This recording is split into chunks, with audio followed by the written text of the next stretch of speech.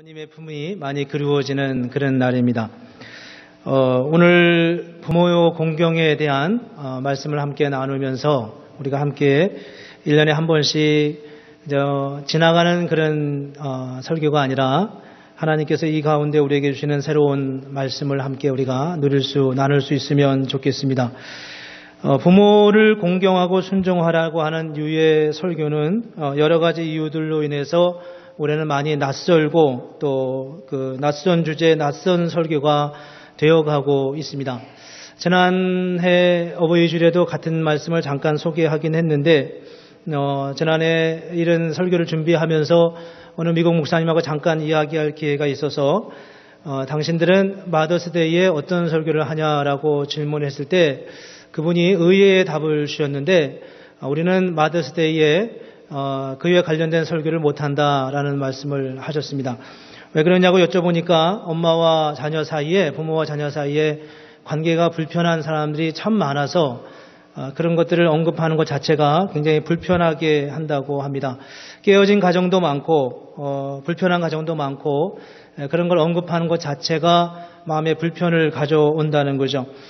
꼭 남의 일만은 아닐 거라고 생각합니다. 어쩌면 우리도 설교 시간에 피해 가야 할 설교의 주제들이 하나씩 쌓아가고 있는지도 모릅니다. 참으로 안타까운 것은 그런 말들 속에 현대 사회가 겪고 있는 아픔이 있다고 하는 것이고 또 하나는 그런 삶의 아픔에 대해서 성경이 답이 되지 못하고 있다는데 안타까움이 있습니다.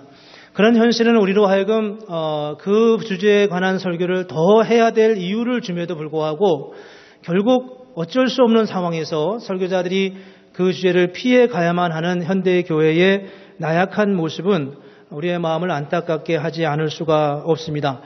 그뿐만이 아닙니다. 우리도 마찬가지인데 우리는 사실 이 이민사회 속에 미국 땅에 살면서 부득이 부모님과 함께 거하는 사람들이 많지 않고 또 이미 부모님을 잃어여인 그런 가정도 참 많이 있어서 더 이상 부모를 공경한다는 게 우리에게 어떤 의미를 주는가 이런 질문 앞에서 우리가 별 말을 할 수 없을 때가 있습니다. 부득이 설교가 몇몇 사람들을 위한 것처럼 그렇게 여겨지는 것은 설교자에게도 부담일 뿐만 아니라 예배하는 우리 모두에게 불편함이 아닐 수가 없습니다. 그럼에도 불구하고 하나님은 말씀하시면서 성경을 통해서 우리에게 당신이 세우신 최초의 제도를 가정으로 세우셨습니다. 그분이 무엇인가를 조직한 처음 조직이 바로 가정이라고 하는 것입니다. 한 남자와 한 여자를 지으시고 그들을 결혼 주례를 통해서 한 가정이라고 하는 공동체를 만드시고 그 안에서 부모와 자녀의 관계를 이어가게 하시는 그런 아름다운 아주 복된 그리고 우리가 상상하기 힘든 우리가 일반적인 상식으로는 잘 이해하기 어려운 그런 많은 은혜의 통로로 가정을 만드셨던 것을 우리가 살펴볼 수가 있습니다. 오늘 우리가 어버이 주일을 맞아서 함께 예배하면서 말씀을 나눌 때 부모님을 어떻게 섬길 것인가, 부모님을 정성을 다하고 전화를 해드리고 그리고 옷을 해드리고 맛있는 음식을 주시고 드리고 이런 방법론의 문제는 우리에게 그렇게 기묘하거나 중요하지 않을 것입니다. 아마도 한국에 부모님이 계신 분들은 일주일에 한 번 정도라도 전화를 드리는 것만으로도 아마 우리가 할 수 있는 많은 것들을 감당해 갈 수 있을런지도 모릅니다. 그럼에도 불구하고 오늘 우리가 함께 생각해 보려고 하는 것은 부모님에 대하여 주신 하나님의 말씀을 이해하는 것입니다. 하나님께서 우리에게 주신 부모님을 통해 주신 그 은혜가 그냥 일상적인 그런 은혜보다도 그 안에 깊은 기저에 깔려 있는 하나님의 말씀이 무엇인지를 우리가 좀 더 찾아보려고 합니다. 하나님께서 가정을 허락하실 때 그 가정은 복의 통로로 우리에게 주실 때가 참 많이 있습니다. 왜 가정을 주셨을까? 하나님이 우리에게 복을 선언하지 않습니까? 창세기 1장 26절, 23절, 27절에 보면 인간을 만드시고 저를 복되게 하시고 그를 번창하게 하셨다고 하는 말씀이 있습니다. 근데 그런 말씀이 누구를 통해 어떤 루트를 통해서 전해지냐 하면 바로 부모를 통해서 이어져 가고 있다는 겁니다. 물론 오늘날에는 목회자를 통해서 교회를 통해서 전해지고 있지만 창세기 28장 3절 4절에 보면 이삭이 야곱에게 복을 선언하는 장면이 나와 있습니다. 이삭이 야곱이 도망가는 상황 속에서 이 아버지 이삭이 안타까운 마음으로 그에게 복을 비면서 하는 선포의 말씀이 바로 저 말씀입니다. 전능하신 하나님이 내게 복을 주시어 내가 생육하고 번성하게 하여 내가 여러 족속을 이루게 하시고 아브라함에게 허락하신 복을 내게 주시되 너와 함께 내 자손에게도 주사 하나님이 아브라함에게 주신 땅 곧 내가 거류하는 땅을 내가 차지하게 하시기를 원하노라. 형의 그 낯선 칼을 피해서 도망가는 야곱에게 이 어쩌면 저 아주 먼 타향을 향해서 가는 자기 아들에게 이 이삭이 간절히 베풀고 소원하고 복을 비는 선언이 바로 저 선언입니다. 아버지로서 할 수 있는 마지막 유언적 축복일런지도 모릅니다. 하나님은 부모로 하여금 자녀를 축복하는 특권을 우리에게 허락해 주셨습니다. 가정은 부모와 자녀 간에 마치 제사장과 백성의 사이처럼 그렇게 복을 선언하며 복을 비는 그런 아름다운 관계로 우리를 세우시고 가정을 만드셨습니다. 또한 자녀가 부모를 공경함으로 복을 누리도록도 하셨습니다. 오늘 본문에 보면 이렇게 말씀하고 있습니다. 자녀들아 주 안에서 너희 부모에게 순종하라 이것이 옳으니라.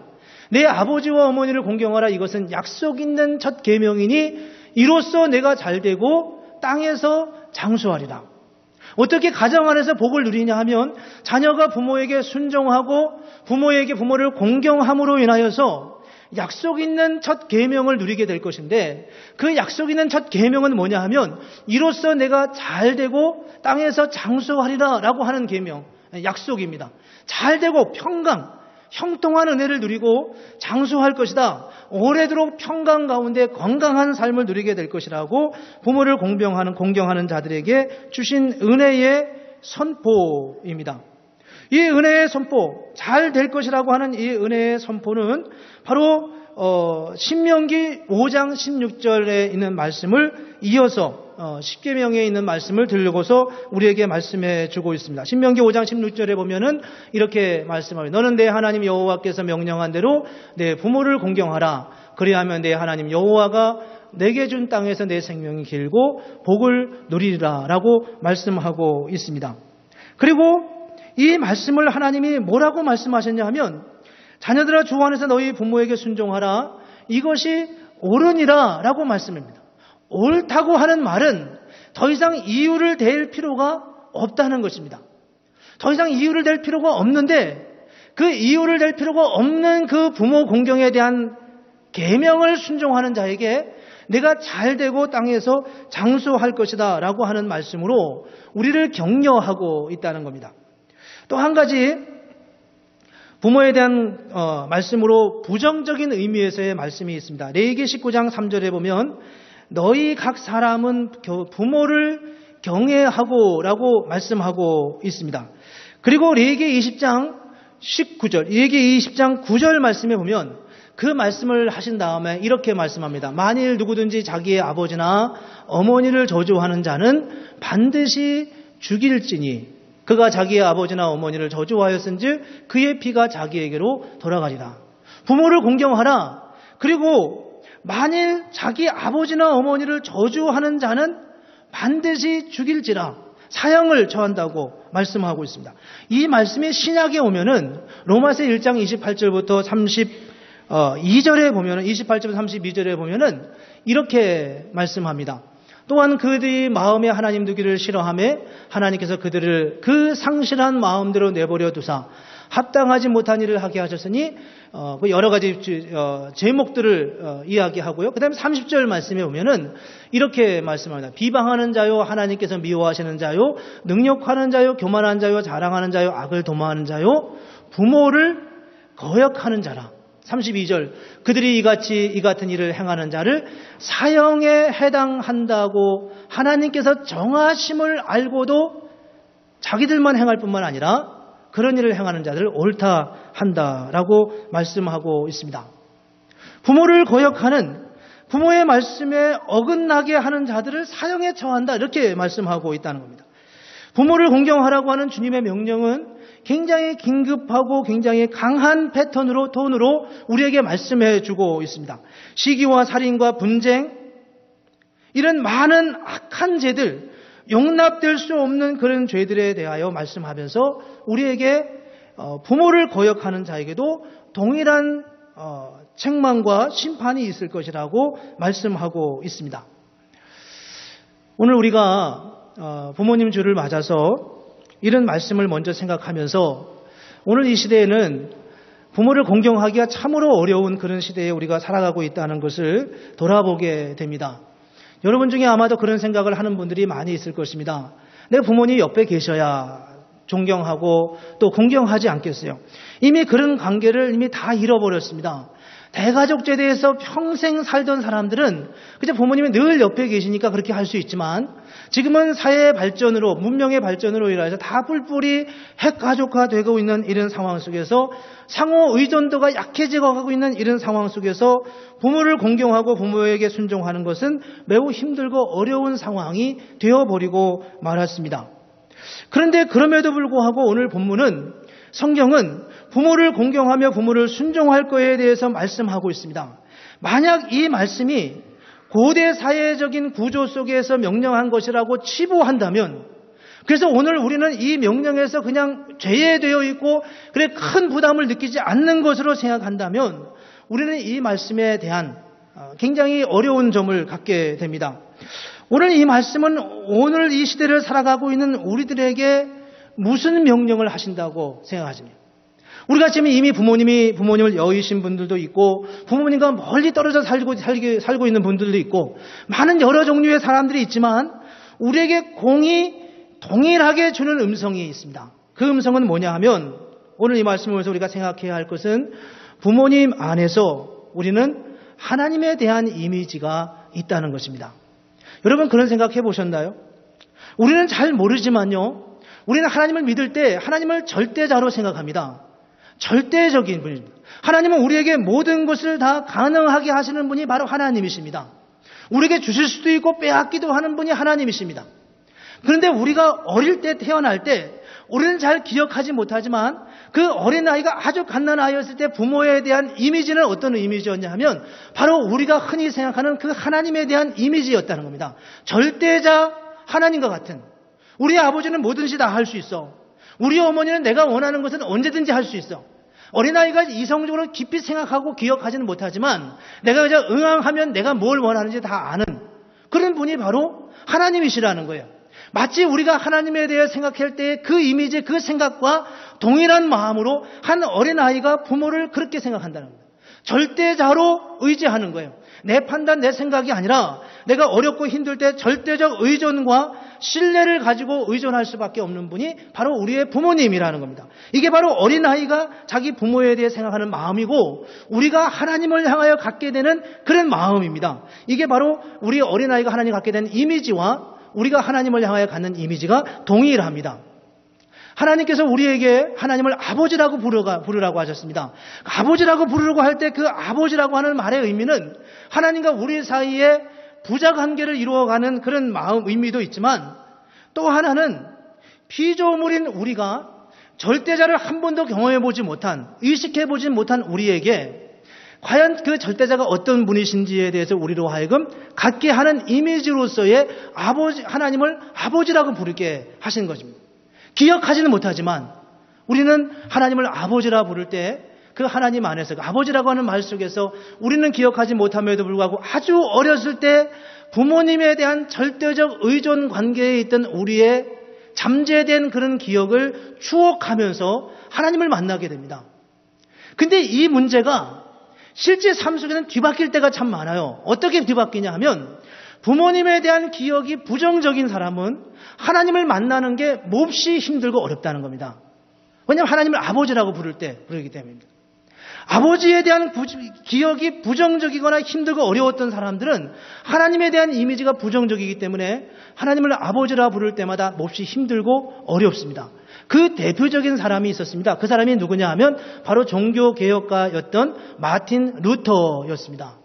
마틴 루터는 자기 아버지가 굉장히 무서운 폭군과 같은 그런 사람이었습니다. 아버지에 대한 이미지가 굉장히 공포와 두려움 가운데 있었던 사람입니다. 그래서 루터가 신부가 돼가지고 그 일을 감당해 가는 과정 속에서 너무 힘든 거예요.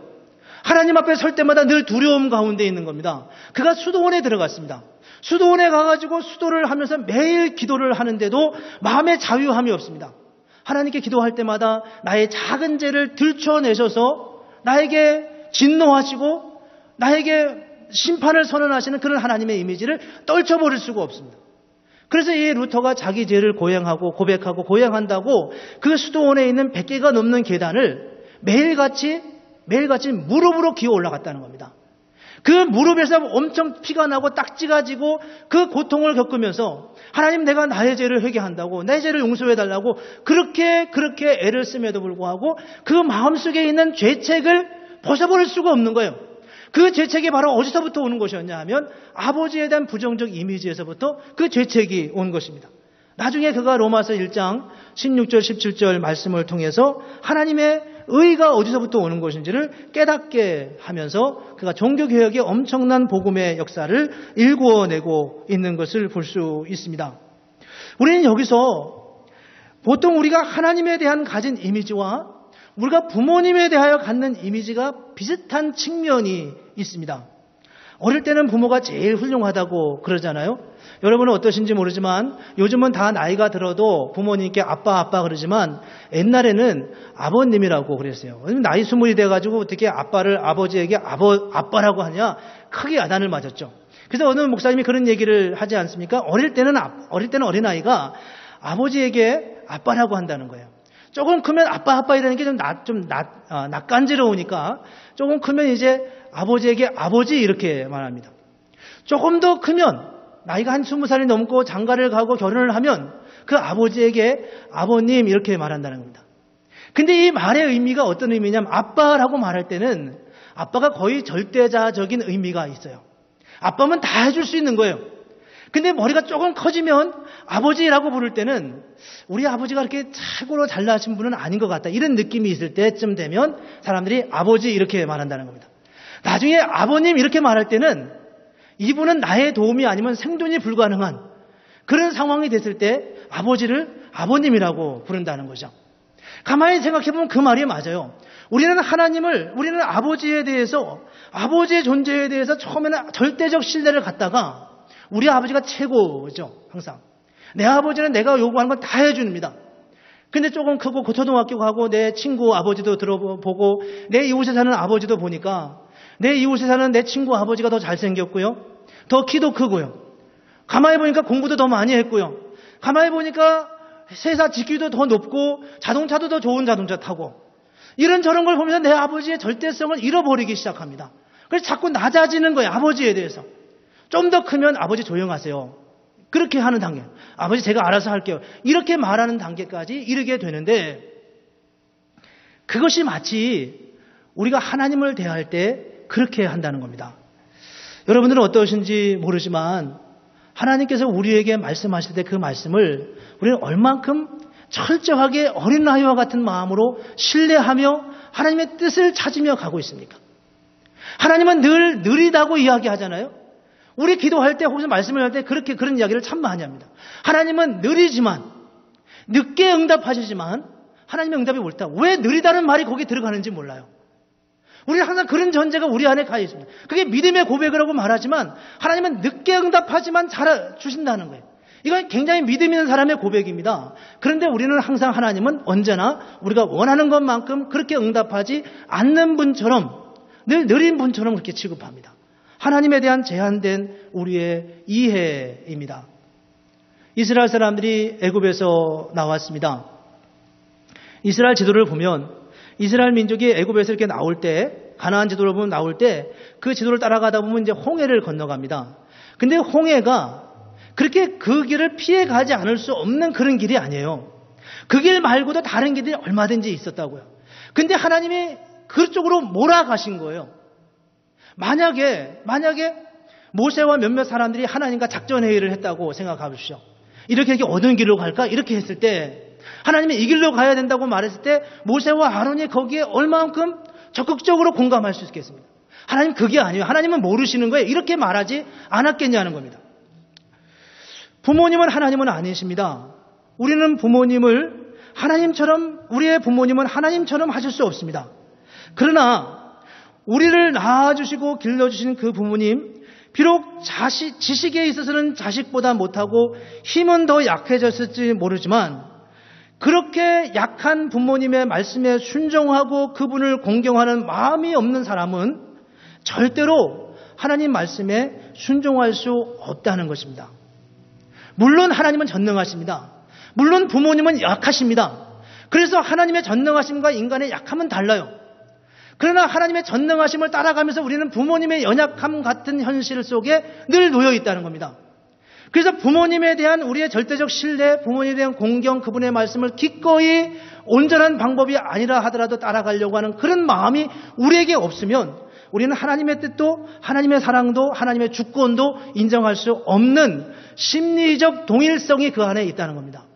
그래서 하나님은 인간에게 부모를 공경하라고 말하는 거예요. 당신의 생각에, 여러분의 생각에 다 미쳐 여러분의 생각을 다 담아내지 못하는 그런 부모님 같지만 그 부모님에게 온전하게 부모님이 부모님이기 때문에 순종할 수 있을 때 비로소 하나님의 생각이 당신의 생각과 다르더라도 그 말씀 앞에 순종할 수 있는 그런 심리적 믿음의 고백이 가능하다고 하는 것이 하나님이 이 말씀 속에서 우리에게 주는 아주 기저에 깔려있는 메시지라는 것입니다. 그래서 부모님이 가까이 계시든 멀리 계시든 그것은 그리 중요하지 않습니다. 또 부모님이 생존해 계시든 돌아가셨든지 그것도 부모님 주의를 받는 우리에게 그렇게 중요하지 않습니다. 중요한 것은 우리의 마음에 남아있는 부모님이 지금 어떤 이미지로 남아있냐는 것입니다. 이미 부모님이 돌아가셨지만 그 부모님을 공경하지 못하고 심지어는 그 부모님을 용서하지 못하고 여전히 부모님의 충분한 교육하지 못하심과 여전히 부모님의 제한된 교육의 환경과 그런 공급으로 인하여서 내가 현재의 삶을 살아가고 있다고 하는 자기 절망, 자기 한계, 부모님에 대한 간접적 불평 이런 것들이 오늘 나의 삶을 제한시키고 있고 우리로 하여금 하나님께 온전하게 예배할 수 없게 만든다는 겁니다. 죄송하지만 개인적인 이야기를 좀 나누고 싶습니다. 제가 형제가 많다는 것은 너무 여러 번 말씀드려서 합니다. 제 형제가 10남매거든요. 어제가 이제 한국은 부모님 주일이잖아요. 저는 참여하지 못했지만 가족들이 이렇게 카톡으로 서로 누이들, 형들이 이렇게 나눠 이렇게 카톡을 한참 하면서 그 내용을 저는 이제 참여는 못했지만 나중에 읽어보았습니다. 저희 큰 누님은 돌아가셨고요. 둘째 누님이 계신데 밑에 누님이 둘째 누님한테 가서 이렇게 이야기를 듣다가 그런 얘기를 들었다는 거예요.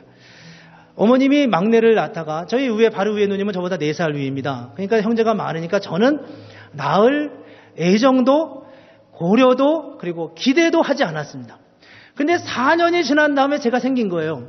그러니까 어머님이 당황하셨지 않았겠습니까? 그렇게 지금으로 말하면 연세가 많아서 나신 것도 아님에도 불구하고 그 시대는 굉장히 많아서 나신 거겠죠. 그래서 저를 이 표현이 참 그런데 저를 감히 지우려고 담배 삶은 물을 드셨다는 거예요. 그러니까 처음 알았어요. 그런 걸 좀 하셨는지. 저는 사실 그보다 더 진한 걸 마셨다고 사실 듣기는 했는데 그걸 마셨다는 거예요. 그러니까 다른 분이 이거 우리 막내 목사님인데 막내가 상처받으려고 어떻게 되냐면 이러면서 그냥 수습을 하려고 많이 애를 쓰시더라고요. 카톡에서.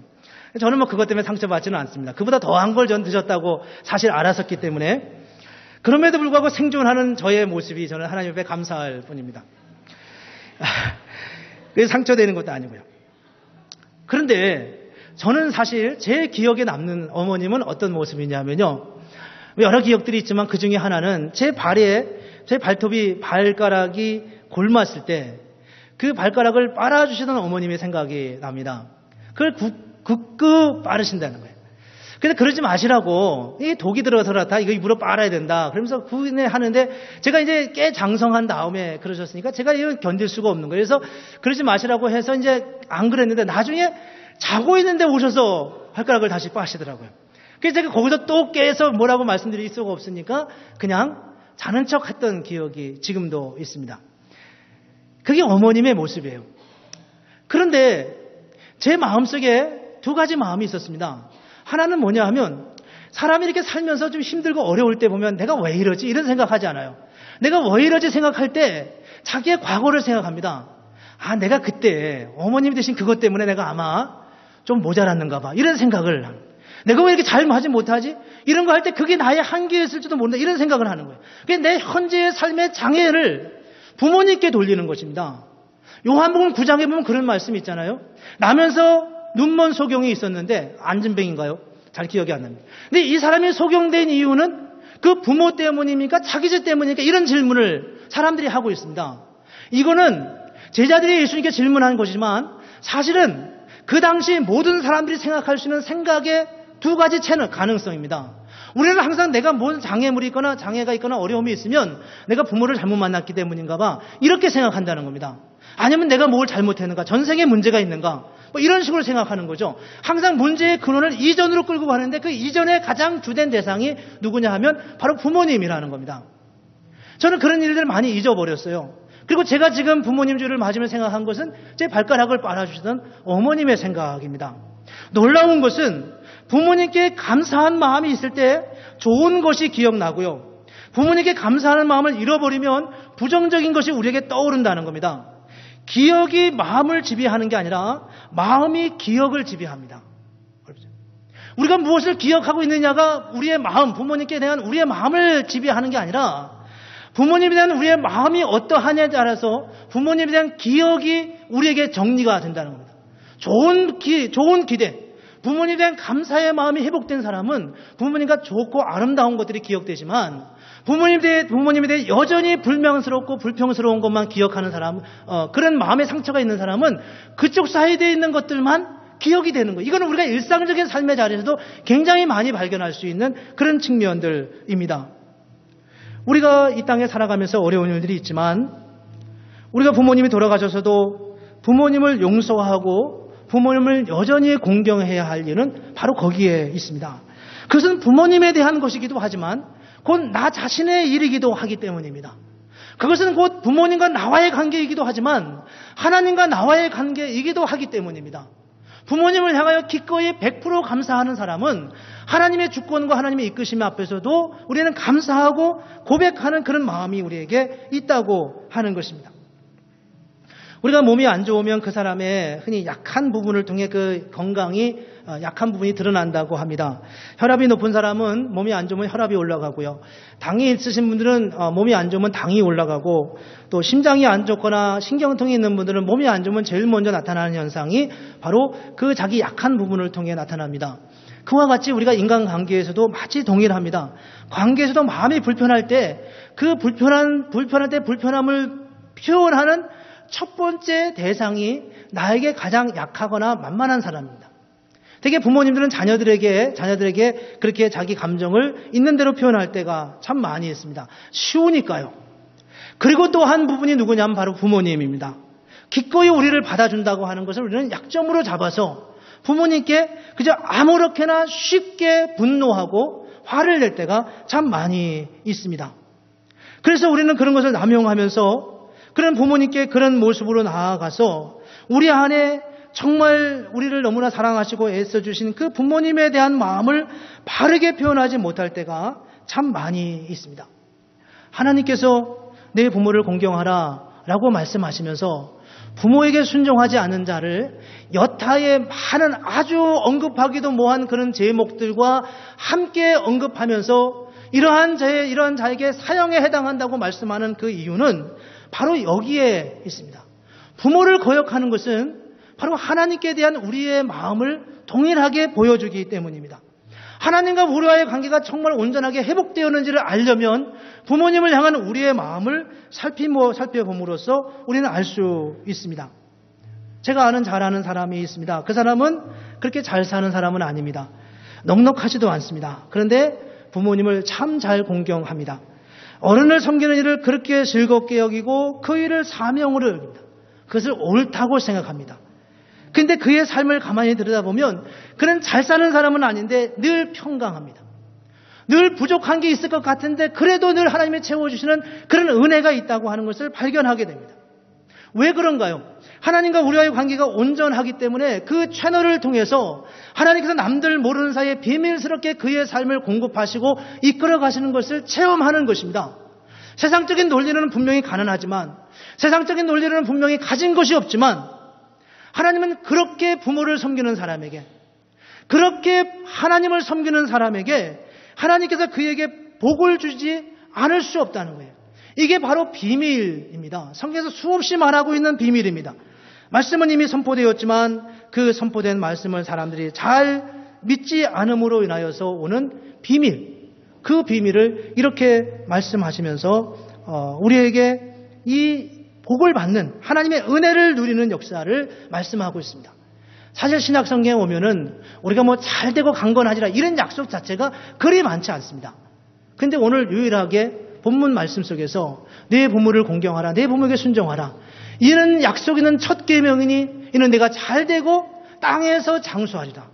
우리가 생각하는 흔히 세속적 축복, 세속적 평강의 은혜까지 말씀하시면서 우리에게 이렇게 말씀하시는 이유는 부모에 대한 우리의 마음, 우리의 믿음이 바로 하나님을 향하는 우리의 마음과 같이 일렬선에서 놓여져 있기 때문이라는 것입니다. 오늘 우리가 이 말씀을 조금만 더 나가서, 그렇다면 하나님은 교회 공동체에 주신 말씀은 무엇인가? 부모님이 그러신데 우리 마음에 부모님을 용서해야 되지만, 그리고 공경하고 존경해야 되지만, 저는 오늘 이 시대에 가정에 대한 이 깨어져 가고 있는 가정, 잃어버려져 가는 가정의 아름다움을 회복하는 공동체로 하나님이 이 땅에 교회를 주셨고, 교회가 바로 그 가정 공동체를 세워가는 또 다른 하나님이 세우신 조직이 되어야 된다고 생각합니다. 디모데전서 5장 1절 2절에 보면 이런 말씀이 있습니다. 늙은이를 꾸짖지 말고 권하되 아버지에게 하듯하며 젊은이에게는 형제에게 하듯하고 늙은 여자에게는 어머니에게 하듯하며 젊은 여자에게는 온전히 깨끗하심으로 자매에게 하듯하라. 저게 공통점이 있잖아요. 누구에게 하듯하라. 그게 다 가족 멤버들에게 하는 말들입니다. 아버지에게, 어머니에게, 형제에게, 자매에게 하듯. 그렇게 교회 안에서 함께 믿음의 공동체를 세워가라고 디모데에게, 에베소서 교회를 섬기는 디모데에게 말씀하고 있습니다. 누군가가 아프거나 어려울 때 서로 기도해주고 음식을 해주고 서로 섬기는 우리 교회의 모습은 정말 아름답고 귀합니다. 그러나 거기서 그치지 않고 참으로 우리가 형제와 자매처럼 그렇게 서로 보듬어가며 연세 많으신 분들을 우리가 어머니로, 아버지로 모시고, 우리가 비슷한 연령들을 형제와 자매로, 삼촌으로 그렇게 우리가 함께 나누면서 아름다운 믿음의 공동체, 아름다운 가족 공동체로 세워가는 것, 그것이 바로 하나님께서 이 땅에 교회를 세우신 매우 중요한 또 하나의 사명이라는 것을 우리가 부정할 수 없습니다. 교회 안에 있는 모든 자녀들은 다 내 자녀이며 또 우리의 동생들입니다. 그렇게 생각했으면 좋겠습니다. 학생들도 그렇게 생각하고 함께 갈 수 있으면 좋겠습니다. 그가 얼마 있다가 다른 곳으로 간다 하더라도 언젠간 다시 만날 가족들, 언젠가는 다시 우리가 하나가 될 그 가족들로 세워서 그렇게 아름답게 하나님의 은혜를 누려가는 그런 교회 공동체가 된다면 얼마나 아름답고 귀하겠습니까? 오늘 말씀을 보면서 우리가 두 가지를 기억하면 좋겠습니다. 하나는 부모님을 공경하고 순종하는 것입니다. 부모님께 순종하고 공경하는 것은 하나님을 대하는 우리의 마음의 투사입니다. 눈에 보이는 부모님을 잘 섬기지 못하는 사람은 정확하게 엄밀하게 말해서 아직도 여전히 하나님과의 관계가 온전하게 해결되지 않은 사람. 하나님 앞에서 우리의 마음이 어떠한지를 보려면 부모님을 향하는 우리의 믿음의 고백이 어떠한지를 찾아봄으로써 확인할 수 있습니다. 쉽기 때문에요? 그렇지 않다는 겁니다. 엄마를 사랑하기 때문에요? 그렇지 않다는 겁니다. 그렇게 사랑하고 그렇게 쉬워도 여전히 부모님에 대한 철저한 순종과 공경과 온전한 마음으로 대하는 그런 마음이 없으면 그것은 곧 하나님을 향하는 우리의 마음입니다. 우리는 사실 하나님도 그렇게 돼요. 왜냐하면 눈에 보이지 않으니까요.